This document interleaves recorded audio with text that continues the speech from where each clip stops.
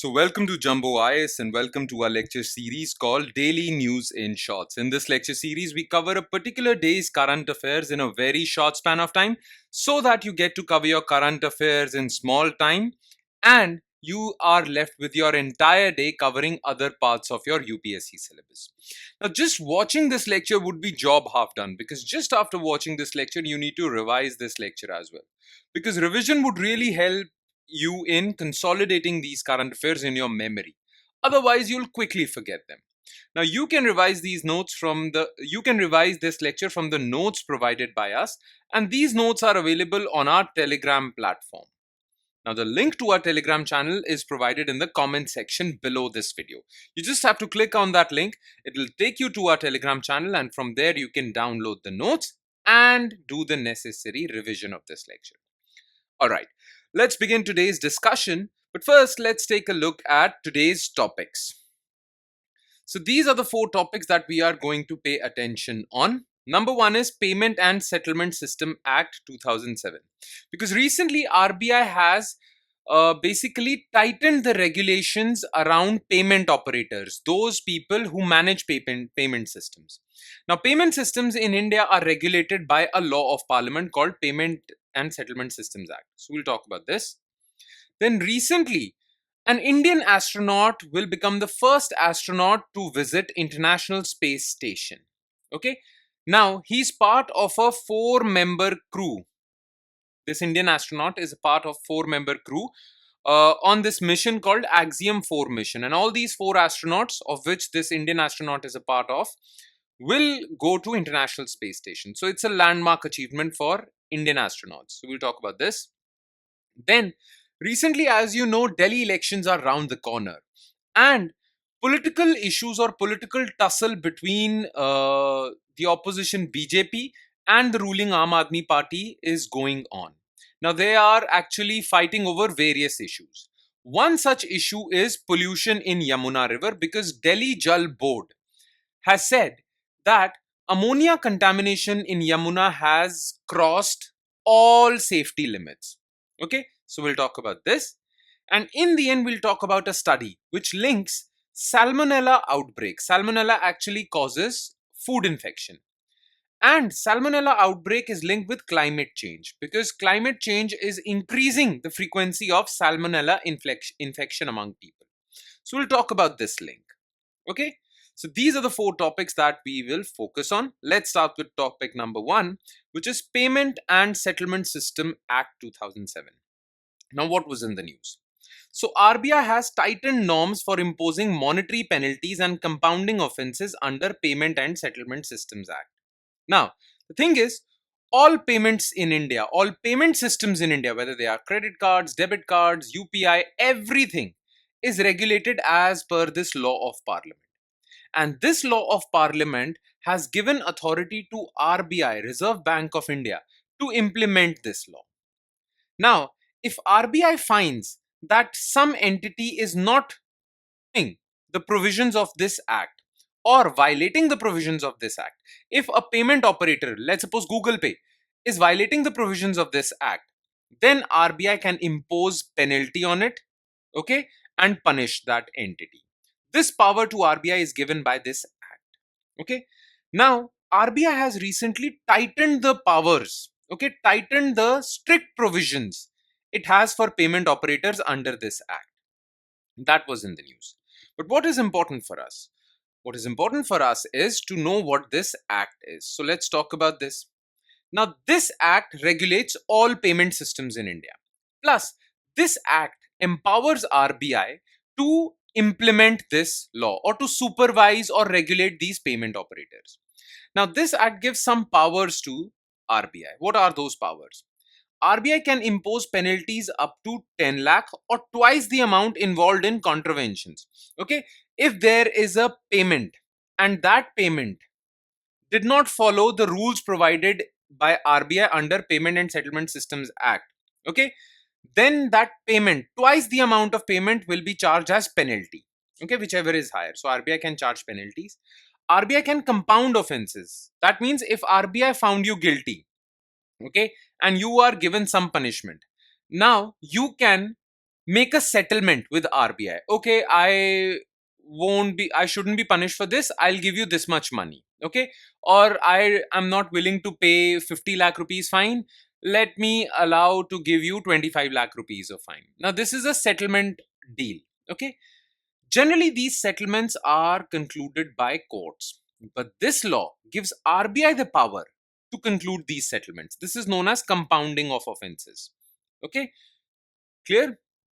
RBI can inspect payment systems and take corrective actions to ensure compliance. Now, there are many payment systems. Okay, UPI is one of them. So, Google Pay, Bharat Pay, Phone Pay, all these are payment operators. Then, credit card companies, debit card companies, MasterCard, Visa, all these are payment operators which come under RBI as per this law.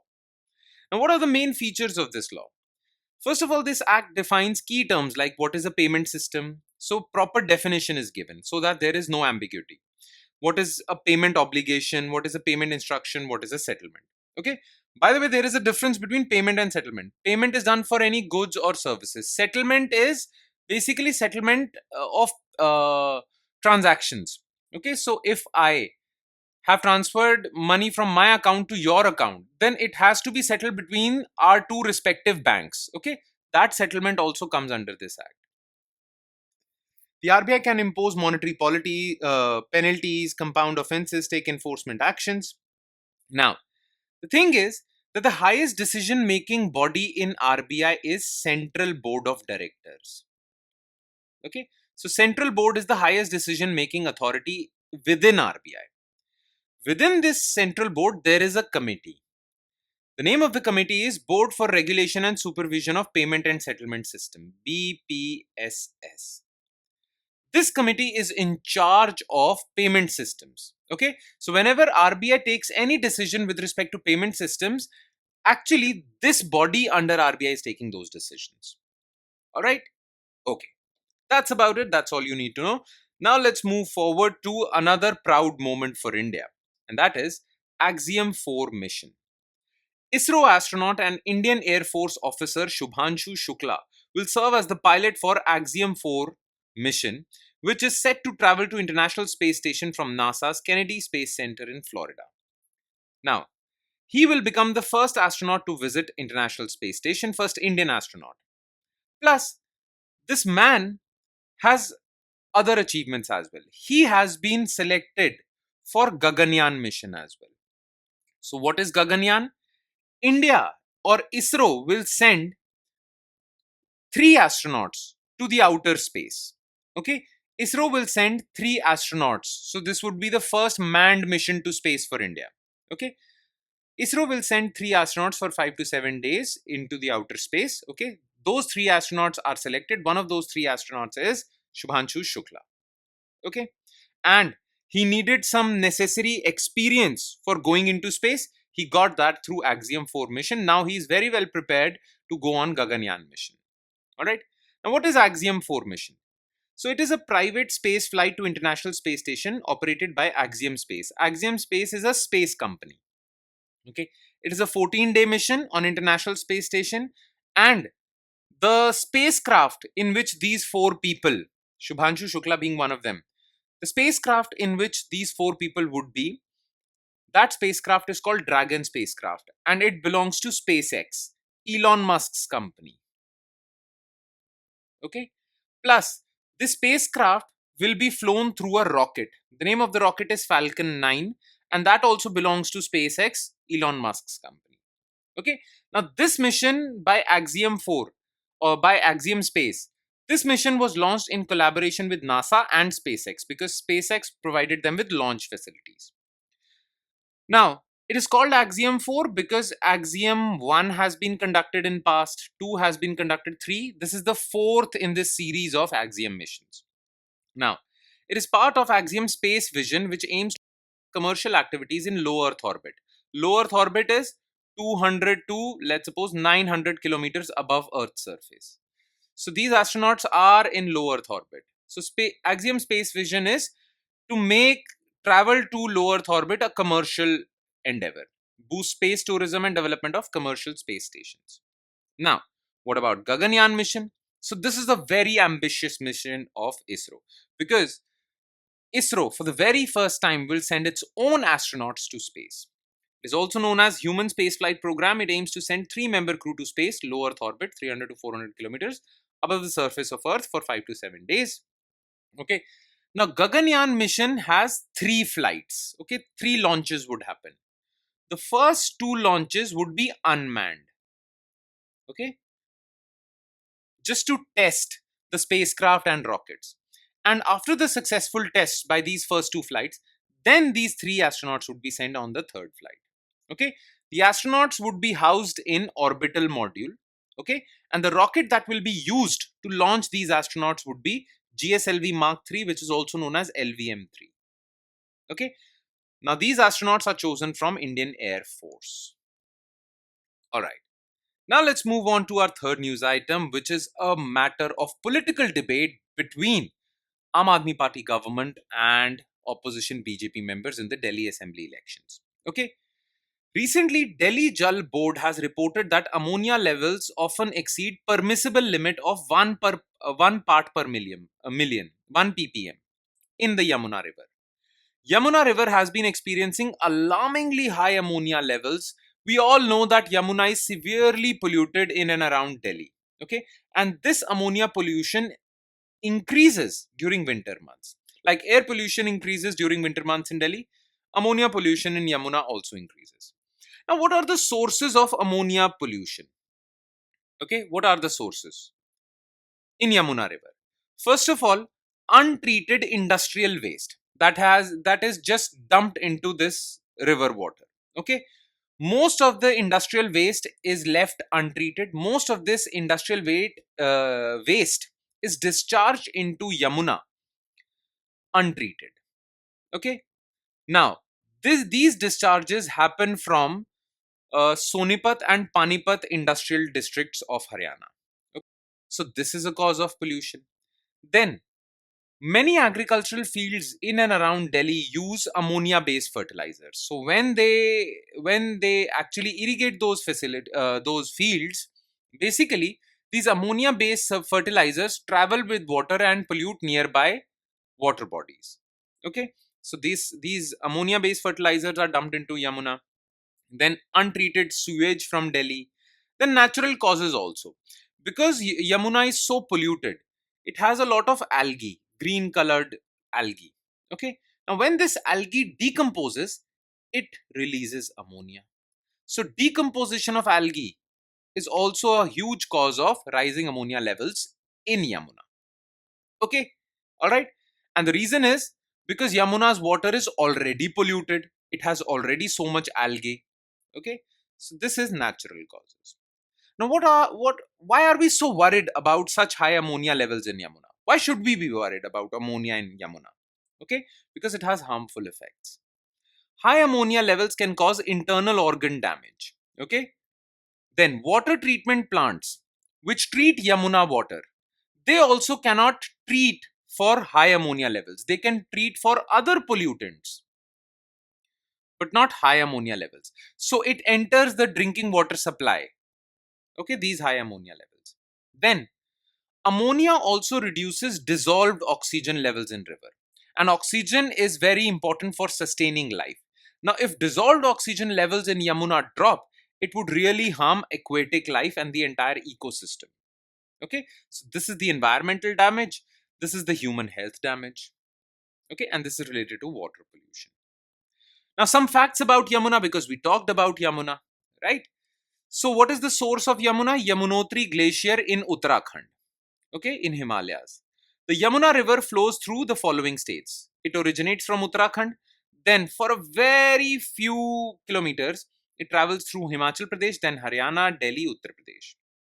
Okay, in Uttar Pradesh, it merges with Ganga River at Prayagraj. Now, the thing about Yamuna is, it is 1,376 kilometers long. It is the longest river in India that does not drain into the sea. Okay, it joins Ganga. Now, if this is the flow of Yamuna, just a second. If this is the flow of Yamuna, so the tributaries of Yamuna that join it from here, are known as right bank tributaries, and the tributaries that join from here are called left bank tributaries. Now, these questions are asked in MCQs in your prelims examination. Which of the following is not a left bank tributary of Yamuna? These questions are asked. So, the left bank tributaries of Yamuna are Hindon, Ring, Sengar, Varuna rivers, and the right bank tributaries that come from Rajasthan and Madhya Pradesh, Chambal, Sindh, Betwa, Ken. All right. And now we come to the last topic of the day, which is climate change and Salmonella outbreak. So, according to a new research from University of Surrey, Canada, climate change has an impact on Salmonella spread. Okay. In a study published in the Journal of Infection, researchers found that warmer temperatures, high humidity, high dew point, and longer days, okay, were identified as key weather factors for increase in Salmonella related infections. Now, what is a Salmonella related infection? Basically, Salmonella is a form of bacteria. This is a cluster of Salmonella, okay, and this bacteria, when it infects your body, it causes digestive issues. Okay, basically, Salmonella infection is popularly known as food infection because this bacteria enters your body through contaminated food. Okay, so Salmonella is a type of bacteria that can cause food poisoning. Now, what are the symptoms of this food poisoning? Diarrhea, fever, stomach cramps, and it is most prominent in areas with poor sanitation. If there is poor hygiene, poor sanitation, Salmonella would breed and enter your body, infect your body.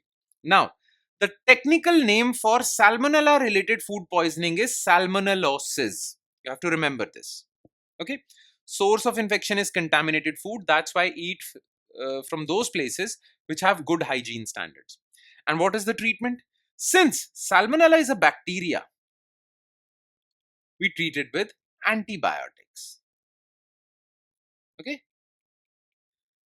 But this disease causes diarrhea, and diarrhea leads to a lot of loss of water, which causes dehydration.